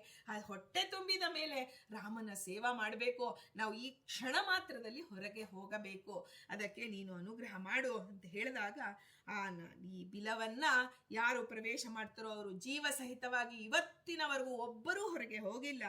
ಆದರೆ ನೀವು ಒಂದು ಶುಭ ಕಾರ್ಯಕ್ಕೆ ನಾನು ಅಡ್ಡಿ ಮಾಡಲಾರೆ, ಹನುಮಂತ ದೇವರೊಂದಿಗೆ ನೀವು ಬಂದಿದ್ದೀರಾ ಅಂತ ಹೇಳಿದ್ರಿಂದ ನೀವೆಷ್ಟಿಲ್ಲ ಉಳಿದುಕೊಂಡಿದ್ದೀರಾ. ರಾಮನ ಸೇವೆಗೆ ಆ ಕಾರ್ಯಕ್ಕೆ ಅಡ್ಡಿ ಆಗಬಾರದು, ಆ ಶುಭ ಕಾರ್ಯಕ್ಕೆ ಅಡ್ಡಿ ಆಗಬಾರದು. ಅದರಿಂದ ನನ್ನ ನಿಯಮ ಪಾಲನೆ ಇಷ್ಟು ದಿನವೂ ನಾನು ಏನು ತಪಸ್ಸನ್ನ ಮಾಡಿದ್ದೇನೆ, ಆ ತಪಪ್ರಭಾವದಿಂದ ನಿಮ್ಮೆಲ್ಲರನ್ನ ಕ್ಷಣ ಮಾತ್ರದಲ್ಲಿ ಈ ಬಿಲದಿಂದ ಹೊರಗೆ ನಾನು ದಾಟಿಸ್ತೇನೆ, ನೀವೆಲ್ಲ ನಿಮ್ಮ ಕಣ್ಣುಗಳನ್ನು ಮುಚ್ಚಿಕೊಳ್ಳಿ ಅಂತ ಹೇಳ್ತಾಳೆ. ಆಗ ಕಣ್ಣು ಮುಚ್ಚಿ ಕಣ್ಣು ತೆರೆಯುವಷ್ಟರೊಳಗೆ ಅವರು ಗುಹೆಯಿಂದ ಹೊರಗೆ ಬಂದಿರ್ತಾರೆ. ನೀವೇನಾದರೂ ಇಲ್ಲಿಂದ ಕಣ್ಣು ತೆರೆದುಕೊಂಡೇ ಕೂತಿದ್ರೆ ನೀವು ಗುಹೆಯಿಂದ ಹೋಗೋದಕ್ಕಾಗೋದೇ ಇಲ್ಲ ಅಂತ ಹೇಳಿದಾಗ ಎಲ್ಲ ಕಪಿಗಳು ಕಣ್ಣು ಮುಚ್ತಾರೆ. ಮತ್ತೆ ಕಣ್ಣು ಬಿಟ್ಟ ಮೇಲೆ ಆ ಹನುಮಂತ ದೇವರು ಅಲ್ಲಿ ಇರ್ತಾರೆ. ಅದಾದ ಮೇಲೆ ಇವರು ಹನುಮಂತ ದೇವರು ಸ್ವಯಂ ಬಂದಿರ್ತಾರೆ ಗುಹೆಯಿಂದ ಹೊರಗೆ. ಅವರಿಗೆ ಯಾವ ಅಡ್ಡಿ ಇದೆ? ಆದರೆ ಕಪಿಗಳೆಲ್ಲ ಸ್ವಯಂ ಪ್ರಭೆಯಿಂದ ದಾಟಿಸಿಕೊಂಡು ಹೊರಗೆ ಬಂದರು. ಹೀಗೆ ಅವರೆಲ್ಲರೂ ಆ ಒಂದು ಸ್ವಯಂ ಪ್ರಭೆ ತನ್ನ ತಪಶಕ್ತಿಯಿಂದ ಕ್ಷಣ ಮಾತ್ರದಲ್ಲಿ ಗುಹೆಯಿಂದ ಹೊರಗೆ ಕಳಿಸಿದ್ದು ನೋಡಿ ಆ ತಪಸ್ವಿನಿಯನ್ನ ಅವರೆಲ್ಲರೂ ಆಶೀರ್ವದಿಸಿ ನಿನ್ನ ತಪಸ್ಸು ದಿನದಿಂದ ದಿನಕ್ಕೆ ವೃದ್ಧಿಯಾಗಲಿ ಅಂತ ಹೇಳ್ತಾ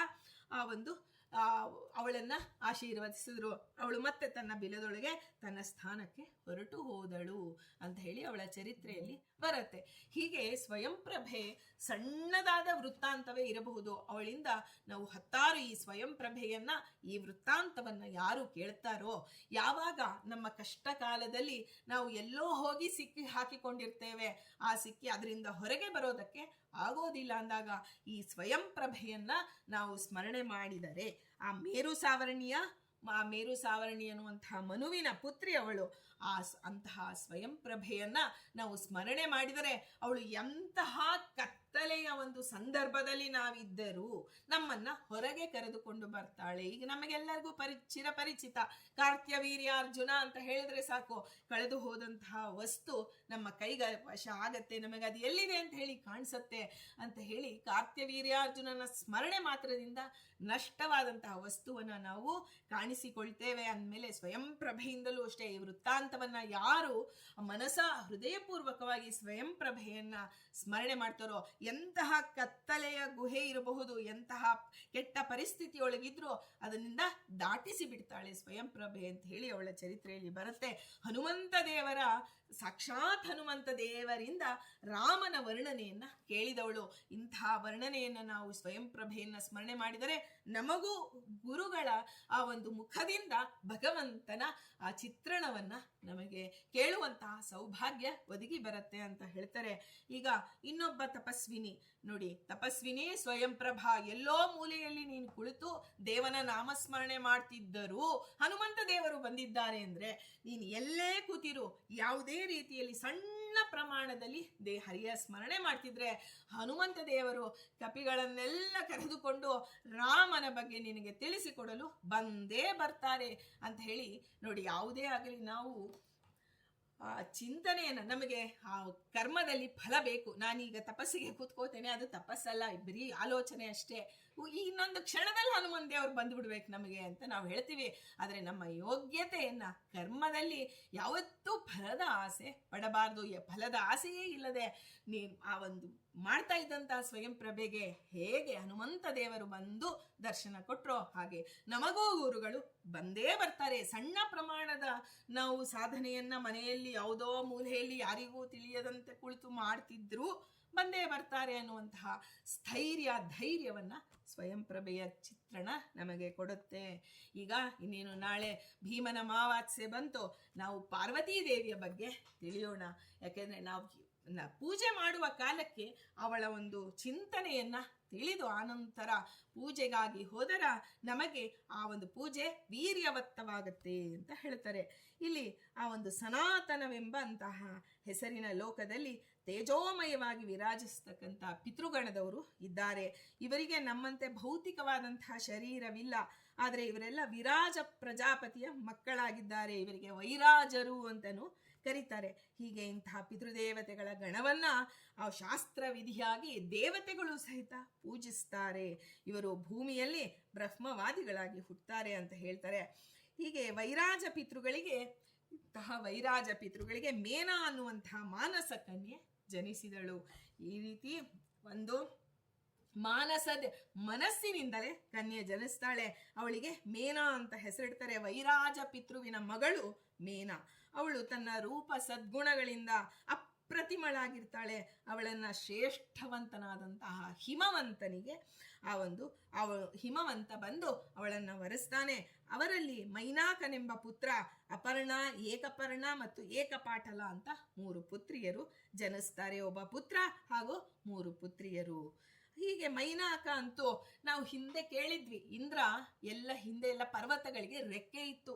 ಆ ಪರ್ವತಗಳು ಎಲ್ಲಂದರಲ್ಲೇ ಹಾರಿಕೊಂಡು ಹೋಗ್ತಾ ಇದ್ವು. ಎಷ್ಟೋ ಆ ಪ್ರಜಾ ಸೃಷ್ಟಿಗೆ ತೊಂದರೆ ಆಯಿತು ಅಂತ ಹೇಳಿ ಇಂದ್ರದೇವರು ಏನ್ ಮಾಡಿದ್ರು, ಎಲ್ಲ ಪರ್ವತಗಳ ರೆಕ್ಕೆಯನ್ನ ಕತ್ತರಿಸ್ತಾ ಬಂದ್ರು. ಈ ಮೈನಾಕ ಮಾತ್ರ ಏನ್ ಮಾಡಿದ್ರು, ವಾಯುದೇವರ ಹತ್ರ ಹೋಗಿ ಶರಣಾದಾಗ ವಾಯುದೇವರು ಆ ಮೈನಾಕ ಪರ್ವತದ ಮೇಲೆ ತಮ್ಮ ಅಭಯ ಹಸ್ತವನ್ನ ಇಟ್ಟಿದ್ದಾರೆ. ಇಟ್ಟಾಗ ಇಂದ್ರದೇವರು ನೋಡ್ತಾರೆ, ವಾಯುದೇವರ ಒಂದು ಕರುಣೆ ಪಡೆದಂಥದ್ದು, ಇದರ ಸುದ್ದಿಗೆ ನಾನು ಹೋಗೋದು ಬೇಡ ಅಂತ ಹೇಳಿ ಆ ಸಮುದ್ರದಲ್ಲಿ ಅದನ್ನ ನೀನು ಸಮುದ್ರದಲ್ಲಿ ಇರು ಅಂತ ಹೇಳಿ ಆಜ್ಞೆ ಮಾಡಿ ಹೊರಟು ಬಿಡ್ತಾರೆ. ಮುಂದೆ ಹನುಮಂತ ದೇವರು ಲಂಕೆಯನ್ನ ಕುರಿತು ಹಾರುವಾಗ ಮಾರ್ಗ ಮಧ್ಯದಲ್ಲಿ ನೀನು ಹನುಮಂತ ದೇವರ ಸೇವಾ ಸೌಭಾಗ್ಯವನ್ನ ಪಡೆಯೋದಕ್ಕಾಗಿ ಆ ಸಮುದ್ರದಲ್ಲಿ ವಾಸ ಮಾಡುವುದು. ನೋಡಿ, ಸಮುದ್ರದ ಒಳಗೆ ಮೈನಾಕ ಪರ್ವತ ಕುಳಿತು ಬಿಟ್ಟಿದೆ. ವಾಯುದೇವರ ಸೇವೆ ಅಷ್ಟು ಸುಲಭವಲ್ಲವೇ ಅಲ್ಲ. ನಮಗೆ ಸಹಜವಾಗಿ ಆ ಒಂದು ಹುಟ್ಟಿನಿಂದ ಇಂತಹ ಮಧ್ವ ಜನ್ಮ ಬಂದಿದೆ, ವಾಯುದೇವರ ಸೇವಾ ಸಿಕ್ಕಿದೆ ಅಂದ್ರೆ ಎಷ್ಟು ಗುರುಗಳ ಆಶೀರ್ವಾದ ನಮಗಿದೆ ಅಂತಂದ್ರೆ ಅದನ್ನ ನಾವು ಉಪಯೋಗಿಸಿಕೊಳ್ಳದೆ ಕೇವಲ ಜೀವ ಜಡಗಳಲ್ಲಿ ನಾವು ನಾವು ಅದನ್ನ ಬೇಡ ಅಂತಲ್ಲ, ಅದೆಲ್ಲವೂ ಬೇಕು. ಆದರೆ ನಮಗೆ ಪ್ರಿಯಾರಿಟಿ ಯಾವುದಾಗಿರ್ಬೇಕು ಅಂದ್ರೆ ದೇವನೇ ಪ್ರಿಯಾರಿಟಿ ಆಗಿರ್ಬೇಕು. ಜೀವ ಜಡಗಳಲ್ಲೂ ದೇವ ಇದ್ದಾನೆ. ಎಷ್ಟೇ ಹೇಳಬಹುದು, ನೋಡಿ ನಮ್ಮೆಲ್ಲರಲ್ಲೂ ದೇವ ಇದ್ದಾನೆ ಅಂತಾನೆ ಮಾಡ್ತೇವೆ ಅಂತ, ಆದ್ರೆ ಎಷ್ಟು ಚಿಂತನೆ ಬರುತ್ತೆ ಅಂತ ಹೇಳಿ ನಮಗೆ ಗೊತ್ತಿದೆ. ಹಾಗೆ ಆ ಮೈನಾಕ ಸಮುದ್ರದಲ್ಲಿ ಮುಳುಗ್ತೋ ಆ ವಾಯುದೇವರ ಸೇವಾ ಸೌಭಾಗ್ಯವನ್ನ ಪಡಿತು ಮೈನಾಕ ಪರ್ವತ.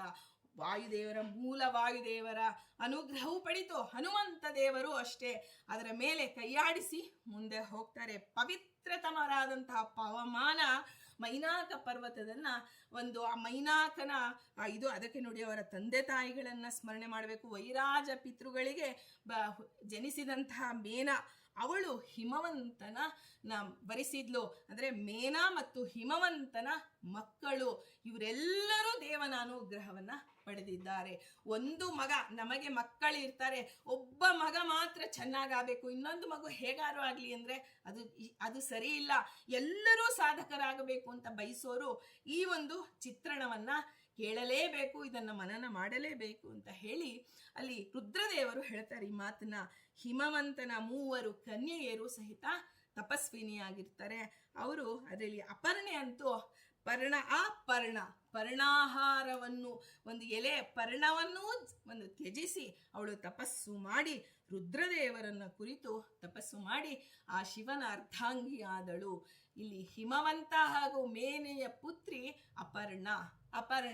ಅಂದ್ರೆ ನಿಷೇಧ ಅಂತ, ಪರ್ಣ ಅಂದ್ರೆ ಎಲೆ, ಅಪರ್ಣ ಅಂದ್ರೆ ಎಲೆಯನ್ನೂ ಇಲ್ಲದೆ ವೈರಾಗ್ಯ ತಮರಾದಂತಹ ರುದ್ರದೇವರನ್ನ ಮೆಚ್ಚಿಸೋದು ಅಷ್ಟು ಸುಲಭದ ಮಾತು ಅಲ್ಲವೇ ಅಲ್ಲ. ಇಡೀ ದಿಗಂಬರ ಅಂತ ಕರೀತಾರೆ ರುದ್ರದೇವರಿಗೆ. ದಿಕ್ಕುಗಳೇ ಅಂಬರ ಅಂದ್ರೆ ವಸ್ತ್ರ, ಆ ದಿಕ್ಕುಗಳೇ ವಸ್ತ್ರವಾಗಿ ಉಳ್ಳಂತಹ ವೈರಾಗ್ಯ ಶಿಖಾಮಣಿಗಳು ವೈಷ್ಣವಾಗ್ರೇಸರರು ಮಹಾರುದ್ರ ದೇವರು. ಇಂಥವರ ಹೆಂಡತಿ ಜಗನ್ಮಾತೆಯಾದಂತಹ ಪಾರ್ವತೀ ದೇವಿಯ ಬಗ್ಗೆ ನಾವು ಪರ್ವತರಾಜನ ಮಗಳು ಹಿಮವಂತನ ಮಗಳಾಗಿದ್ದಾಳೆ. ಅವಳು ಎಲ್ಲವನ್ನ ತ್ಯಜಿಸಿ ನಾವು ಎಲ್ಲದರ ಒಂದಿಗೆ ದೇವನನ್ನ ಸ್ಮರಣೆ ಮಾಡಬೇಕು. ದೇವನ ಹತ್ರ ಹೋಗ್ತೇವೆ, ನಮಗೆ ಸುಖ ಕೊಡು, ಸಂಪತ್ತು ಕೊಡು, ಅದು ಕೊಡು, ಇದು ಕೊಡು, 108 ಕೇಳಿ ನಾವು ಪೂಜೆಯನ್ನು ಮಾಡ್ತೇವೆ. ಆದರೆ ಅಪರ್ಣೆಯ ಒಂದು ಚಿಂತನೆಯನ್ನು ಮಾಡಿದಾಗ ಪಾರ್ವತಿ ದೇವಿ ನಗ್ತಾಳೆ, ನಾನು ಎಲ್ಲವನ್ನ ಬಿಟ್ಟಿದ್ದಕ್ಕಾಗಿ ನನ್ನ ರುದ್ರದೇವರು ಸ್ವೀಕಾರ ಮಾಡಿದ್ದಾರೆ. ಇಂತಹ ವೈರಾಗ್ಯ ಶಿಖಾಮಣಿಗಳ ಮುಂದೆ ಬಂದು ನಮಗೆ ಇದನ್ನ ಕೊಡಿ ಅದನ್ನ ಕೊಡಿ ಅಂತ ಲೌಕಿಕದ ಸುಖ ನಿನ್ನ ಕರ್ಮಾನುಸಾರಿಯಾಗಿ ಬಂದೇ ಬರತ್ತೆ, ಬೇಕು ಅಂದ್ರು ಸರಿ ಬೇಡ ಅಂದ್ರು ಸರಿ. ಆದರೆ ಸ್ವಾಮಿ ನಮಗೆ ಸಾಧನೆಯಲ್ಲಿ ಮತಿ ಪ್ರೇರಿಸುವಳು ಪಾರ್ವತಿ ದೇವಿ ಅಲ್ವಾ. ಮುಕುತಿ ಪಥಕ್ಕೆ ಮನವೀವ ಮಹರುದ್ರ ದೇವರು ಇಷ್ಟೆಲ್ಲ ಹೇಳಿ ಅವರನ್ನ ಲೌಕಿಕವನ್ನಾಗಿ ಕೇಳಲೇಬಾರದು. ಸ್ವಾಮಿ ಮುಕುತಿ ಪಥಕ್ಕೆ ಮನವೀವ, ಇಂತಹ ಮನಸ್ಸನ್ನ ಮನ ಏವ ಮನುಷ್ಯಾಣಂ ಕಾರಣಂ ಬಂಧ ಮೋಕ್ಷಯೋಹೋ ಅಂತ ಹೇಳ್ತಾರೆ ಭಾಗವತ. ಸ್ವಾಮಿ ನಮಗೆ ಬಂಧನವಾಗದಂತೆ ಭಗವಂತನ ಬಗ್ಗೆ ಹೆಚ್ಚಾಗಿ ನನ್ನ ಮನಸ್ಸು ಹರಿಯಲಿ, ಆ ರೀತಿಯಾಗಿ ಅನುಗ್ರಹ ಮಾಡಿ. ಬುದ್ಧಿಯೂ ಅಷ್ಟೇ ಮತಿ ಪ್ರೇರಿಸುವಳು ಪಾರ್ವತಿ ದೇವಿ. ಬುದ್ಧಿಯನ್ನ ಪ್ರೇರಣೆ ಮಾಡು, ನನಗೆ ಬುದ್ಧಿ ಶಕ್ತಿಯನ್ನ ಕೊಡು. ಬುದ್ಧಿ ಅನ್ನೋದು ಒಂದು ಶಕ್ತಿ. ಧನ ಅನ್ನೋದು ಹೇಗೆ ಶಕ್ತಿಯೋ, ಮನುಷ್ಯನಿಗೆ ದುಡ್ಡಿದ್ರೆ ಎಷ್ಟು ಸಮಾಧಾನ ಇರುತ್ತೋ ಹಾಗೆ ಬುದ್ಧಿ ಅನ್ನೋದು ಅಷ್ಟೇ. ಬುದ್ಧಿ ಅನ್ನೋದು ಒಂದು ಶಕ್ತಿ. ಆ ಶಕ್ತಿ ನಮಗೆ ಸಹಜವಾಗಿ ಇಲ್ಲದಿದ್ದರೂ ದೇವನ ಅನುಗ್ರಹ, ದೇವತೆಗಳ ಅನುಗ್ರಹದಿಂದಲಾದರೂ ನಾವು ಸಂಪಾದನೆ ಮಾಡಿ ಸಾಧನೆಗೆ ತೊಡಗಬೇಕು ಅಂತ ಹೇಳ್ತಾರೆ. ಇವಳು ರುದ್ರದೇವರ ಹೆಂಡತಿಯಾದ ಮೇಲೆ ಇನ್ನು ಇಬ್ಬರು ಕನ್ಯೆಯರಿದ್ರು. ಅಲ್ಲಿ ನಾವು ಹೇಳ್ತೇವೆ ಏಕಪರ್ಣ ಏಕಪಾಟಲ ಅಂತ. ಈಗ ಏಕಪರ್ಣ ಏಕಪಾಟಲೆ ನಾವು ತಿಳಿದ್ರೆ ಒಬ್ಬರನ್ನ ಮಾತ್ರ ತಿಳಿದು ಮುಂದೆ ಹೋದ್ವಿ ಅಂದ್ರೆ ಅದು ಅಪೂರ್ಣವಾಗಿ ಬಿಡುತ್ತೆ. ಈಗ ಏಕಪರ್ಣ, ಆ ಉಳಿದ ಇಬ್ರು ಕನ್ಯೆಯರು ದೇವದಾನವರಿಗೂ ಸಾಧ್ಯವೇ ಆಗದಂತಹ ತಪಸ್ಸನ್ನ ಮಾಡ್ತಾ ಇದ್ದಾರೆ. ಅದರಲ್ಲಿ ಒಬ್ಬಳು ದಿನಕ್ಕೆ ಒಂದು ಎಲೆಯನ್ನ ಮಾತ್ರ ಸೇವಿಸ್ತಾ ಇದ್ಲು, ಅವಳಿಗೆ ಏಕಪರ್ಣ ಅಂತ ಹೆಸರು ಬಂತು. ಇನ್ನೊಬ್ಬಳು ಒಂದು ಪಾಟಲ ಪುಷ್ಪವನ್ನ ಮಾತ್ರ ಆಹಾರವನ್ನಾಗಿ ತೆಗೆದುಕೊಂಡ್ಲು, ತಪಸ್ಸು ಮಾಡ್ತಾ ಇದ್ದು. ಅವರ ನಿಜದ ನಾಮಧೇಯ ಏನೂ ಅನ್ನೋದೇ ಇಲ್ಲ. ಆ ತಾಯಿ ಆ ಪರ್ಣ, ಆ ಒಂದು ತಾಯಿ ಕೂಗಿದಂತಹ ಮೊದಲೇನು ಹೆಸರಿತ್ತೋ ಅದರ ಬದಲು ಅವರ ತಪಸ್ಸಿನಿಂದ ಏನು ಗಳಿಸಿದ್ರಲ್ಲ ಅದೇ ಹೆಸರು ಶಾಶ್ವತವಾಗಿ ಬಿಡ್ತು, ಏಕಪರ್ಣ ಅಂತ ಹೇಳಿ. ಅವಳು ಆ ನಿಜ ನಾಮಧೇಯವೇ ನಮಗೆ ಆ ಪುರಾಣಗಳಲ್ಲಿ ತಿಳಿದು ಬರೋದಿಲ್ಲ. ಅವರು ತಮ್ಮ ತಪಸ್ಸನ್ನೇ ಶರೀರವಾಗಿ ಹೊಂದಿ ಯೋಗ ಬಲದಿಂದ ಇಬ್ಬರು ಸಮನ್ವಿತರಾಗಿದ್ರು. ಇವರು ಬ್ರಹ್ಮವಾದಿನಿಯರು ಆಗಿ ಸಕಲ ಜ್ಞಾನ ಸಂಪನ್ನರಾಗಿದ್ರು. ಈ ಏಕಪರ್ಣೆ ತನ್ನ ತಪಸ್ಸಿನ ಪ್ರಭಾವದಿಂದ ಆ ತಪಸ್ಸು ಮಾಡ್ತಾ ಮಾಡ್ತಾ ಭಗವಂತ ಪತ್ಯಂತರ್ಗತ ಪರಮಾತ್ಮ ತಾನೇ ಒಲಿದು ಬಂದು ಯೋಗ ಅಸಿತ ದೇವಲ, ನಾವು ಭಗವದ್ಗೀತೆಯಲ್ಲಿ ಅಸಿತ ದೇವಲರ ಬಗ್ಗೆ ಕೃಷ್ಣನ ಬಾಯಿಂದ ಕೇಳ್ತೇವೆ. ಹಾಗೆ ಅಂತ ಅಸಿತ ದೇವಲ ಮಹರ್ಷಿಗಳನ್ನ ಮೆಚ್ಚಿಸಿ ಯೋಗಾಚಾರ್ಯರಾಗಿದ್ರು ಅವರು. ಅಂತಹ ಮಹಾತ್ಮರು ತಾವೇ ಬಂದು ಏಕಪರ್ಣೆಯನ್ನ ವಿವಾಹವಾಗ್ತಾಳೆ, ಅವರ ಧರ್ಮಪತ್ನಿ ಆಗ್ತಾಳೆ. ಅಲ್ಲಿ ಏಕಪರ್ಣೆ ಆ ಸೀತಾದೇವಲರ ಮಹರ್ಷಿಗಳ ಪತ್ನಿ, ಧರ್ಮ ಪತ್ನಿಯಾಗಿದ್ಲು. ದೇವಲ ಋಷಿಗಳು ಯಾರು? ಅಷ್ಟವಸುಗಳಲ್ಲಿ ಒಬ್ಬರಾದಂತಹ ಪ್ರತ್ಯೂಷನೆಂಬುವನ ಪುತ್ರರಾಗಿದ್ದಾರೆ. ಹಾಗೂ ಈ ಮಹಾಜ್ಞಾನಿ ಬ್ರಹ್ಮರ್ಷಿಗಳು ಇವರು. ಇವರ ಸಹೋದರನೇ ಧೌಮ್ಯ ಋಷಿಗಳು. ಇವರು ಅಷ್ಟೇ ಮಹಾಜ್ಞಾನಿಗಳಾಗಿದ್ರು. ಹಾಗೆ ಇವರನ್ನ ಈ ಏಕಪಾಟಲೆ, ಈಗ ಏಕಪರ್ಣೆ ಅಸಿತ ದೇವಲ ಮಹರ್ಷಿಗಳ ಧರ್ಮಪತ್ನಿ ಆದ್ಲು. ಏಕಪಾಟಲೆ ಒಂದೇ ಒಂದು ಪಾಟಲ ಪುಷ್ಪವನ್ನ ತಿಂದು ಅವಳು ತಪಸ್ಸು ಮಾಡ್ತಾ ಇದ್ಲು. ಜೈಗೀಷವ್ಯ ಮಹಾಮುನಿಯನ್ನ ಅವಳು ವರಿಸ್ತಾಳೆ. ಹೀಗೆ ಜೈಗೀಷವ್ಯರು ಮಹಾಯೋಗಿಗಳು. ಆ ಜೈಗೀಷವ್ಯರ ಹೆಸರು ನಾವು ಜೈಗೀಷವ್ಯ ರುದ್ರದೇವರ ಒಂದು ಇದರಲ್ಲಿ ಕೇಳ್ತೇವೆ. ಜೈಗೀಷವ್ಯ ರುದ್ರದೇವರೇ ಬಂದಿರತಕ್ಕಂಥದ್ದು. ಅವರಿಗೆ ಎಲ್ಲ ಲೋಕಗಳಲ್ಲೂ ಅನಿರ್ಬಂಧಿತವಾದಂತಹ ಸಂಚಾರ, ಎಲ್ಲೂ ನಿರ್ಬಂಧವಿಲ್ಲ, ಎಲ್ಲ ಲೋಕಗಳಲ್ಲಿ ಸಂಚಾರ ಮಾಡೋರು. ಮತ್ಸ್ಯ ಪುರಾಣ, ಮಹಾಭಾರತ, ದೇವಿ ಭಾಗವತ ಎಲ್ಲ ಗ್ರಂಥಗಳು ಈ ಮಹರ್ಷಿಗಳ ಯೋಗ ಶಕ್ತಿಯನ್ನ ಪ್ರಶಂಸೆ ಮಾಡ್ತಾ ಇದೆ. ಇವರು ಅಸಿತ ದೇವಲರ ಆಶ್ರಮದಲ್ಲಿ ಭಿಕ್ಷಾ ಸ್ವೀಕಾರಕ್ಕಾಗಿ ಬರ್ತಾ ಇದ್ರು. ಅಸಿತ ದೇವಲರಿಗಿಂತ ಹೆಚ್ಚಿನ ಸಿದ್ಧಿಯನ್ನ, ಯೋಗ ಸಿದ್ಧಿಯನ್ನ ಪಡೆದಿದ್ರು. ಇಂತಹ ಮಹಾಮಹಿಮರನ್ನ ಅವನ ಪತಿಯನ್ನಾಗಿ ಪಡೆದವಳು ಏಕಪಾಟಲೆ. ಅವಳು ಆ ಏಕಪಾಟಳೆ ವಿಶೇಷವಾದಂತಹ ತಪಸ್ಸು ಮಾಡಿ ಅವರನ್ನ ಪಡೆದಿದ್ದಾಳೆ. ಹೀಗೆ ಮೂವರು ಸಹೋದರಿಯರು. ಇವರನ್ನ ಈ ರೀತಿ ನಾವು ಚಿಂತನೆ ಮಾಡಿದಾಗ ಒಂದು ಕುಟುಂಬದ ಎಲ್ಲರೂ ದೇವರ ಅನುಗ್ರಹವನ್ನ ಪಡೆದರು ಅಂತ ಹೇಳಿ ಈ ಚರಿತ್ರೆಯನ್ನ ಕೇಳೋದ್ರಿಂದ ನಮ್ಮ ಮನೆಯಲ್ಲಿ ನಮಗೆ ಒಂದು ಮಕ್ಕಳಿರ್ಬೋದು, 2, 3 ಮಕ್ಕಳಿದ್ರು, 3 ಮಕ್ಕಳು ಸಾಧನೆಯಲ್ಲಿ ತೊಡಗಬೇಕು, 3 ಮಕ್ಕಳಿಗೂ ದೇವನ ಅನುಗ್ರಹವಾಗಬೇಕು ಅನ್ನೋರು ಇದನ್ನ ನಾವೆಲ್ಲವನ್ನ ಕಥೆಯನ್ನು ಯಾವುದನ್ನೇ ಕೇಳಿದ್ರು ಅರ್ಧಂಬರ್ಧ, ಒಂದು ಇಲ್ಲ ಮಗನ ಚರಿತ್ರೆ ಕೇಳ್ತೇವೆ, ಇಲ್ಲ ಅಪ್ಪನ ಚರಿತ್ರೆ ಕೇಳ್ತೇವೆ, ಇಲ್ಲ ಪ್ರಹ್ಲಾದರಾಜರದು ಅಷ್ಟೇ. ನಾವು ಕೇವಲ ದೇವನನ್ನ ಆ ಅನುಗ್ರಹ ಮಾಡುವಂತಹ ಒಂದು ಆ ಸಂದರ್ಭವನ್ನ ಮಾತ್ರ ಕೇಳಿ ಮುಂದೆ ಹೊರಟು ಹೋಗ್ತೇವೆ. ಆದರೆ ಸಂಪೂರ್ಣವಾಗಿ ಅವರ ಒಂದು ಚರಿತ್ರೆಯನ್ನ ನಾವು ಕೇಳ್ತಾ ಇಲ್ಲ. ಆದರೆ ಯಾವುದೇ ಆಗಲಿ ರುದ್ರದೇವರ ಅನುಗ್ರಹವನ್ನು ಪಡೆದಂಥ ಎಲ್ಲರನ್ನ ನಾವು ಚರಿತ್ರೆಯನ್ನ ಒಟ್ಟಿಗೆ ಕೇಳಿದಾಗ ಬಹಳವಾಗಿ ನಮಗೆ ಒಳ್ಳೆಯ ಮತಿ ಹಾಗೂ ಒಳ್ಳೆಯ ಮತಿ ಹಾಗೂ ಮನಸ್ಸು ಆ ರುದ್ರದೇವರು ನಮಗೆ ಅನುಗ್ರಹ ಮಾಡ್ತಾರೆ. ಪಾರ್ವತಿಯಂತೂ ಜಗನ್ಮಾತೆಯ ಸ್ಥಾನವನ್ನೇ ಪಡೆದಳು. ಉಳಿದ ಇಬ್ಬರು ಸಹೋದರಿಯರು ಸಹಿತ ಅಪೂರ್ವ ಮುನಿಪತ್ನಿಯರ ಸ್ಥಾನವನ್ನು ಅವರು ಪಡೆದು ಜಗದ್ವಿಖ್ಯಾತರಾದರು. ಹೀಗೆ ತಮ್ಮ ತಪಶಕ್ತಿ, ಜ್ಞಾನಶಕ್ತಿ ಹಾಗೂ ಪಾತಿವೃತ್ಯದಿಂದ ಅವರೆಲ್ಲರೂ ಅಮರರಾಗಿದ್ದಾರೆ. ಇಂತಹ ಏಕಪಾಟಲ, ಅಪರ್ಣ, ಏಕಪರ್ಣ, ಏಕಪಾಟಲ ಈ ಎಲ್ಲರೂ ಮಹರುದ್ರದೇವರ ಅನುಗ್ರಹವನ್ನು ಪಡೆದಿದ್ದಾರೆ. ಅಂದ ಮೇಲೆ ನಾವು ಇವರೆಲ್ಲರನ್ನ ಮನಸ್ಸಿನಲ್ಲಿ ಪ್ರಧಾನವಾಗಿ ನಮಗೆ ಶುದ್ಧವಾದಂತಹ ಮನಸ್ಸು ಹಾಗೂ ಶುದ್ಧವಾದಂತಹ ಮತಿ ಆ ಒಂದು ಪಡೆದು ಗುರುಗಳ ಅನುಗ್ರಹವನ್ನು ಪಡೆಯುವಂತಹ ಒಂದು ಸೌಭಾಗ್ಯವನ್ನ ಕೊಡಲಿ ಅಂತ ಹೇಳ್ತಾ, ಅಪರ್ಣ ಅಂದ್ರೆ ಪಾರ್ವತೀ ದೇವಿಯ ಅಂತರ್ಗತ, ಆ ಮುಖ್ಯ ಪ್ರಾಣ ಅಂತರ್ಗತ ಶ್ರೀಕೃಷ್ಣನಲ್ಲಿ ಸರ್ವಂ ಶ್ರೀಹರಿಮಯಂ ಅನ್ನುವಂತಹ ಜ್ಞಾನವನ್ನ ಸ್ವಾಮಿ ನೀವು ಕೊಡಿ ಅಂತ ಹೇಳಿ ಪ್ರಾರ್ಥನೆ ಮಾಡ್ತಾ ಶ್ರೀಕೃಷ್ಣಾರ್ಪಣಮಸ್ತು.